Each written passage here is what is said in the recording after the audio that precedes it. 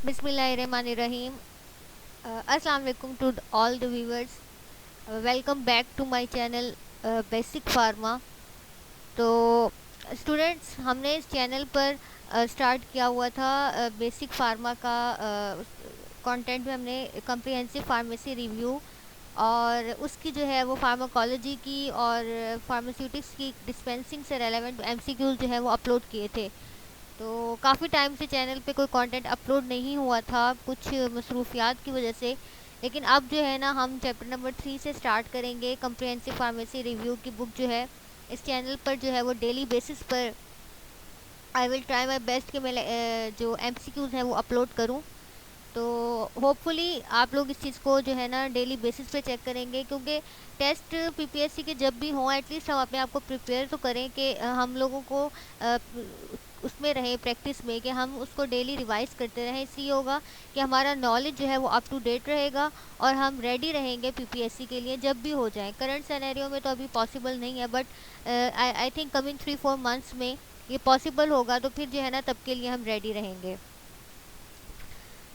तो स्टार्ट करते हैं। हमारा जो फर्स्ट एमसीक्यूज़ है वो मैंने स्टार्ट किया है biopharmaceutics and drug delivery system, ninth edition है ये कम्प्रिहेंसिव फार्मेसी रिव्यू का। और इसमें जो चैप्टर नंबर 3 है वहाँ से मैं स्टार्ट ले रही हूँ, biopharmaceutics and drug delivery system. उसका पहला एमसीक्यूज़ है, which statement best describes bio availability.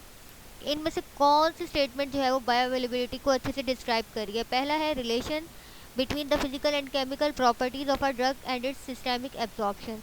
तो ये ऑप्शन बिल्कुल भी ठीक नहीं है, बायो अवेलेबिलिटी इसको नहीं कहते। दूसरा ऑप्शन है, measurement of the rate and amount of therapeutically active drug that reaches the systemic absorption. तो हाँ, ये जो है ना ये हमारा करेक्ट अपना जो है ना ऑप्शन बनेगा कि क्योंकि बायोअवेलेबिलिटी होती क्या है, the rate and extent of with the drug reaches the systemic circulation in an unchange form. तो यहाँ पर थोड़ी मिस्टेकनली सिस्टेमिक एब्जॉर्प्शन लिखा हुआ है, यहाँ पर सिस्टेमिक सर्कुलेशन होगा सही वर्ड, तो ये टाइपिंग मिस्टेक हो गई है। तो यही ऑप्शन हमारा ठीक है, लेकिन हमने हमेशा हमेशा ये ट्राई करना है कि बाकी ऑप्शंस को भी एक बार स्टडी कर लें। नेक्स्ट ऑप्शन है, movement of the drug into body tissues over time. ये भी ठीक ऑप्शन बायोअवेलेबिलिटी के हिसाब से नहीं है। Dissolution of the drug in the gastrointestinal tract, ये भी हमारे पास ठीक नहीं है। डेजोल्यूशन और बायोअवेलेबिलिटी का कोई ऐसा कंसर्न नहीं है। Amount of the drug destroyed by the liver before systemic absorption from gastrointestinal tract occurs. तो यहाँ पर ये जो चीज़ है ये फर्स्ट पास इफेक्ट को डिनोट कर रही है, जिसके अंदर जो ड्रग है जब वो गुजरता है, मतलब बिफोर द सिस्टेमिक एब्जॉर्प्शन, वो लीवर से पास ऑन होकर डिस्ट्रॉय हो जाता है। तो ये होता है फर्स्ट पास इफेक्ट। जब हम ड्रग को ऑरली लेते हैं तो ये जो है वो फिनोमिना हो जाता है। तो जो सही ऑप्शन है वो हमारे पास है option beta, measurement of the rate and amount of therapeutically active drug that reaches the systemic circulation. Option B is the right answer. Next है हमारे पास, the route of drug administration that gives the most rapid onset of the pharmacological effect is. कौन से वाला जो root है वो 100% या बहुत ज़्यादा जल्दी से हमें फार्माकोलॉजिकल इफेक्ट देगा। फार्माकोलॉजिकल इफेक्ट यानी रिस्पॉन्स प्रोड्यूस करेगा बॉडी के अंदर जाकर। कौन से वाला रूट है जब हम ड्रग देंगे? Intramuscular injection, intravenous injection, intradermal injection, पेर ऑरल एडमिनिस्ट्रेशन, सबकुटेनियस इंजेक्शन। तो ये हम सबको ही अच्छे से पता है कि जब हम ड्रग को आईवी देते हैं, इंट्रावेनस देते हैं, तो वो डायरेक्टली हमारे ब्लड में चली जाती है, ब्लड में एंटर होती है। यही वजह है कि जब हम इंट्रावेनस इंजेक्शन प्रोवाइड कर रहे होते हैं या एडमिनिस्टर कर रहे होते हैं तो हम वहाँ पर स्टेरिलिटी का बहुत ज़्यादा ख्याल रख रहे होते हैं कि ड्रग ने डायरेक्टली ब्लड में चले जाना है, तो अपना इमीडिएट इफेक्ट वो प्रोड्यूस करेगी। तो अगर कोई टॉक्सिक मटेरियल बॉडी अपना मेडिसिन के साथ ड्रग के साथ एंटर हो गया बॉडी में, तो वो बहुत जल्द अपना टॉक्सिक इफेक्ट प्रोड्यूस करेगा। तो ऑप्शन बी, जिसपे बहुत ज़्यादा रैपिड ऑनसेट होता है फार्माकोलॉजिकल इफेक्ट का, वो है intravenous injection. Option B is the right answer. Next MCQ है हमारे पास, the route of drug administration that provides complete bioavailability is. Complete bioavailability कहाँ होगी? Intramuscular injection, intravenous injection, intradermal injection, पर ऑरल एडमिनिस्ट्रेशन या सबकुटेनियस इंजेक्शन। तो जो हमारे पास कंप्लीट या 100% बायोअवेलेबिलिटी होती है वो हमेशा इंट्रावेनस इंजेक्शन में ही आप कहते हो, या फिर आप इंट्रावेनस इंजेक्शन ज़्यादा यूज़ करते हैं। एक वर्ड होता है इंट्रा आर्टीरियल, तो उसमें भी डायरेक्ट ब्लड में ही चीरने जाना होता है, और एक इंट्रावेनस, तो ये वेंस के ज़रिए से जो है ना ब्लड में ड्रग को एंटर किया जाता है। तो ये 100% बायोअवेलेबिलिटी है, intravenous injection is the right answer. After पर oral administration drug generally are absorb best from the, जब हम पर ऑरल एडमिनिस्ट्रेट कर देते हैं ड्रग को, यानी ऑरली ड्रग को प्रोवाइड करते हैं पेशेंट को, ड्रग जनरली एब्जॉर्ब बेस्ट। तो एब्जॉर्प्शन, अब यहाँ पर बेस्ट एब्जॉर्ब कहाँ पे होता है, ये तो हमने एफएससी में पढ़ा हुआ है कि जो एब्जॉर्प्शन होती है वो स्मॉल इंटेस्टाइन में होती है, वहाँ पर इलियम होते हैं, तो उनका सरफेस एरिया बढ़ा देते हैं उस स्मॉल इंटेस्टाइन का, जिसकी वजह से एब्जॉर्प्शन मैक्सिमम हो जाती है। तो let's check the option, buccal cavity, stomach, duodenum, ileum, rectum. Duodenum is the right answer because it's the part of small intestine and यहीं पर जो है वो हमारे ड्रग अच्छे से एब्जॉर्ब होती है। Option C, Charlie option is the right answer. Next है हमारे पास, the characteristics of an active transport process includes all of the following except for which one, यानी एक्टिव ट्रांसपोर्ट के अंदर ये तमाम के तमाम फीचर्स आएंगे, कौन सा एक फीचर है जो इसके साथ मैच नहीं होगा। Active transport move drug molecule against a concentration gradient, against a concentration gradient का हमें पता है कि from low concentration to high concentration, तो ये अगेंस्ट कंसंट्रेशन ग्रेडियंट है, तो ये एक्टिव ट्रांसपोर्ट का इससे कोई concern, against a concentration gradient, तो ये बिल्कुल ठीक है कि ये होता है एक्टिव ट्रांसपोर्ट में, यही वजह है कि हमें यहाँ पर एनर्जी प्रोवाइड करनी पड़ती है। चार्ली ऑप्शन है active transport the carrier mediated transport system, ये भी ठीक ऑप्शन है। ऑप्शन डी है active transport require energy in the form of ATP, ये भी ठीक ऑप्शन है। Active transport of drug molecule में भी saturated at high drug concentration, ये भी बिल्कुल ठीक है कि यहाँ पर सैचुरेशन हो जाती है जब आप ड्रग ज़्यादा दे देते हो, तो यहाँ पर जो काइनेटिक्स है वो उसकी फार्माकोकाइनेटिक्स से थोड़ी चेंज हो जाती है। ऑप्शन बीटा देखिए, active transport follow Fick's law of diffusion, तो students Fick's law of diffusion जो है वो पैसिव डिफियन के प्रोसेस में यूज़ कर रहे होते हैं, जब ड्रग की concentration from high to low जो है वो रीजन की तरफ वो मूव कर रही होती है, तो यहाँ पर पैसिव डिफियन इन्वॉल्व होता है। फिक्स लॉ ऑफ डिफियन में पैसिव डिफियन इन्वॉल्व होता है, एक्टिव ट्रांसपोर्ट का इससे कोई कंसर्न नहीं है, सो ऑप्शन बीटा।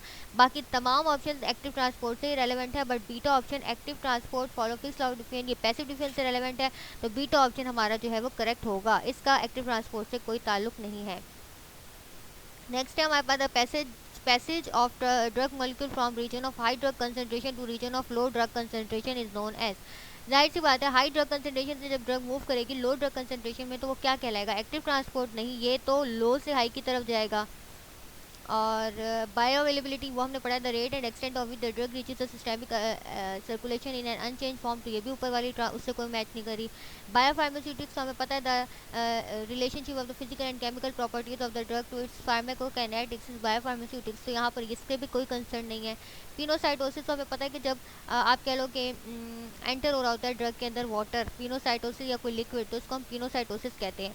तो सिंपल ऑप्शन है, जो ऑप्शन है डेल्टा सिंपल डिफियन, ये हमारा ठीक ऑप्शन होगा, जिसमें हम कहते हैं पैसेज ऑफ द ड्रग का क्या कह लें, कोई भी अगर substance from high concentration to low concentration move करेगी उसको हम कहते हैं सिंपल डिफियन, तो option delta is the right answer. उसके बाद है हमारे पास which equation describe the rate of drug dissolution from the tablet, drug dissolution को कौन सी इक्वेशन रिप्रेजेंट करती है, फिक्स लॉ करती है, मैंने बताया पैसिव डिफियन है। हेंडरसन हेजलबर्ग इक्वेशन वो हमें पीएच के बारे में बताती है। लॉ ऑफ मैस एक्शन ये हमने एफएससी फर्स्ट ईयर में पढ़ा हुआ है, इसका भी इससे कोई कंसर्न नहीं है। मिकाइलिस मेंटन इक्वेशन ये एंजाइम से रेलेवेंट होता है, तो ऑप्शन बच गया नॉय विटनी इक्वेशन, तो हाँ जी नॉय विटनी इक्वेशन जो है वो हमें डिस्क्राइब करती है rate of drug dissolution from a tablet, option E is the right answer. Next है हमारे पास which condition usually increase the rate of drug dissolution from a tablet, की कौन सी कंडीशन जो है वो ड्रग डेजोल्यूशन को बढ़ा देगी। Increase the particle size of the drug, decrease the surface area of the drug, use the free acid or free base of form of the drug, use of ionise or salt form of the drug, और use of sugar coating around the tablet. तो जाहिर सी बात है जो rate drug dissolution है वो बढ़ेगा जब आयोनाइज फॉर्म में आएगी या साल्ट फॉर्म में आएगी ड्रग, क्योंकि उसके ऊपर चार्ज आ जाएगा, जब वो चार्ज आ जाएगा तो वो इजीली जो है वो उसकी डेजोल्यूशन या आप कह लें कि उसकी सॉल्युबिलिटी जो है वो बढ़ जाएगी। तो इसके अंदर हमारे पास जो ऑप्शन सही आएगा वो कौन से वाला आएगा, option delta, use of ionise or salt form of the drug, क्योंकि आयनाइज फिर मैं दोबारा बता रही हूँ कि आयनाइज या साल्ट फॉर्म ऑफ ड्रग उसका चार्ज होता है और ये वो ज़्यादा वाटर सॉल्युबल होते हैं, इसीलिए ये बहुत तेज जो डिज़ोल्व होते हैं बहुत तेज़ी से नॉन आयनाइज की निस्बत ये आयनाइज जो है वो तेज़ी से डिज़ोल्व हो जाएंगे। तो डिसोल्यूशन रेट डायरेक्टली प्रोपोर्शनल होता है सरफेस एरिया के और इन्वर्सली प्रोपोर्शनल होता है पार्टिकल साइज़ के, यानी क्या हो गया जितना सरफेस एरिया ज़्यादा होगा डिसोल्यूशन उतना ज़्यादा होगा और जितना पार्टिकल साइज़ कम होगा उतना जो डिसोल्यूशन रेट है वो ज़्यादा हो जाएगा। तो अगर आप पार्टिकल साइज़ बढ़ा दें या फिर डिक्रीज़ कर दें सरफेस एरिया तो रेजोल्यूशन रेट जो है वो कम हो जाएगा। तो वो यही बात कर रहा है, इंक्रीज़ करना है हमने रेट ऑफ ड्रग रेजोल्यूशन, तो इंक्रीज द पार्टिकल साइज नहीं होना चाहिए बल्कि डिक्रीज द पार्टिकल साइज होना चाहिए। इस तरह डिक्रीज द सर्फेस एरिया नहीं होना चाहिए, इंक्रीज द सर्फेस एरिया होना चाहिए। तो जो हमारे पास सही ऑप्शन है रेलेवेंट टू दिस MCQ, तो यहाँ पर यूज़ ऑफ आयनाइज या salt form of the drug, reason मैंने बता दी कि इनके ऊपर चार्ज होगा तो वाटर के अंदर इनकी सॉल्युबिलिटी बढ़ जाएगी, जिसकी वजह से इनकी रेजोल्यूशन ज़्यादा हो जाएगी। तो option delta is the right answer.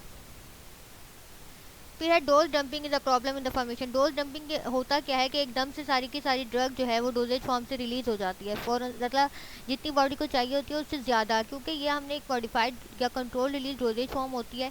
इसमें हम जो है वो एक साथ सारी डोज को अपनी जो है वो एक फॉर्मुलेशन में बनाकर बॉडी में एंटर कर देते हैं, जो डिफरेंट इंटरवल में रिलीज़ होती है। But due to some problem होता ये है बाज़ डोज डंपिंग में कि बहुत ज़्यादा ड्रग जो है वो रिलीज़ हो जाती है डोजेज फॉर्म से। तो वो कह रहा है ये वाला जो मसला कि बहुत ज़्यादा डोज जो है वो ड्रग की रिलीज़ हो जाए, वो किसकी फॉर्म कौन सी वाली फॉर्मेशन में होगी, कंप्रेस टैबलेट में? जी नहीं, modified release drug product, hard gelatin capsule, soft gelatin capsule, suppositories.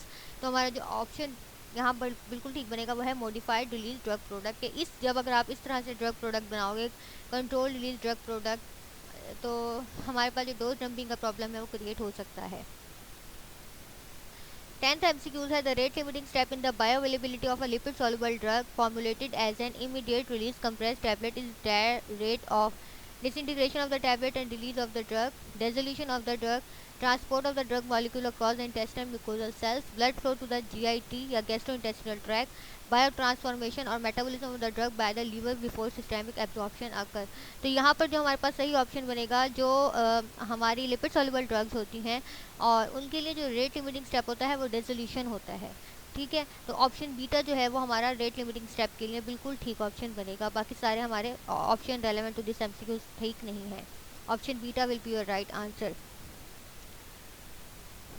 The extent of ionization of the weak electrolyte drug depend on the pH of the media and pK of the drug। तो यही option ठीक है, लेकिन फिर भी मैंने कहा next हम पढ़ लेते हैं। Oil to water partition coefficient, इसका ऊपर भी आयनाइजेशन का कोई इतना एसेट नहीं है, पार्टिकल साइज सरफेस एरिया भी नहीं, नोएविटनी इक्वेशन भी नहीं और polymorphic form of the drug भी नहीं।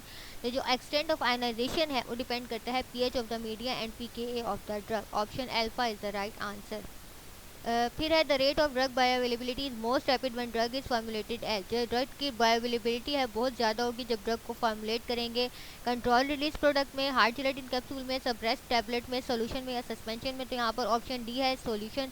इसको देखो ना, डिसोल्यूशन की ज़रूरत नहीं होती, ऑलरेडी सोल्यूशन फॉर्म में है ये, तो इसकी जो है वो आप कह लोगे कि बहुत जल्दी बॉडी में इसकी बायोअवेलेबिलिटी आ जाती है। तो option delta as compare to other dosages form, यहाँ पे जो सोल्यूशन का फॉर्म है ये आपका सही ऑप्शन बनेगा।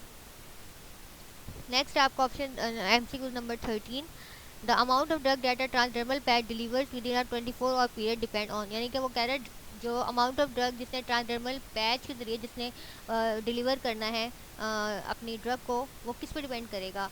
वो डिपेंड करेगा पैच की कंपोजिशन पर, which include an occlusive backing and an adhesive film in contact with the skin.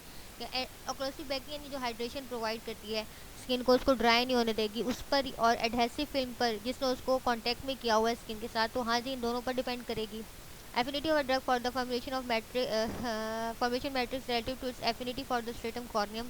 तो अब आपको ये पता है एफिनिटी का मतलब होगा कि इसकी अट्रैक्शन, ड्रग मॉलिक्यूल की जितनी अट्रैक्शन फॉर्मुलेशन मैट्रिक्स से होगी उतने ही वो कम डिलीवर होगा, और जितनी अट्रैक्शन उसकी स्ट्रेटम कॉर्नियम से होगी उतनी ही वो जल्दी जो है वो डिलीवर होगा। तो ये ऑप्शन भी ठीक है। रेट ऑफ ड्रग पार्टीशनिंग और defiant through the patch of the skin surface, तो ये ऑप्शन भी ठीक है कि उसकी पार्टीशनिंग या डिफियन पैच टू द स्किन, ये भी इस पर भी डिपेंड करेगा। और ऑल द डी है the surface area of the patch, तो जाहिर सी बात है जितना सरफेस एरिया ज़्यादा होगा उतनी ही drug delivery through the patch ज़्यादा होगी। तो ऑप्शन ये ऑल ऑफ द अबव, तो जो करेक्ट है वो ऑल ऑफ द अबव है। इन तमाम के तमाम फैक्टर्स पर जो है वो amount of drug that transdermal patch deliver within 24 और पीरियड जो है वो डिपेंड करेगी। तो option E all of the above will be your right answer.